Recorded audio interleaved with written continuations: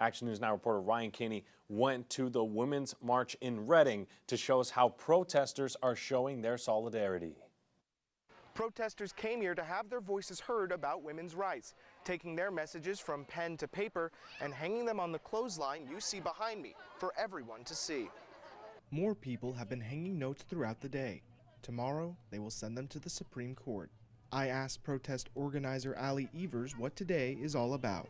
Today is about standing up for each other as women, as femmes, as people who identify as women, and really just being strong and saying we care about each other and what happens to our health care. Many of the people there told me this wasn't their first protest, some even protesting in the 1970 women's strike for equality. They were glad to see so many young faces to lead the next generation. They need to feel empowered that they can make decisions for their health and that they can be a part of the voting process and make things change. It really does matter. Every vote does matter. People of all ages came out to show their support for women's rights. For some, it was important to see people willing to spend their day standing up for what they believe in. In the era of social media, often we get very skewed versions of what reality is, but when you come out here face to face with other people, you really see how other people feel and understand that other people support women's rights.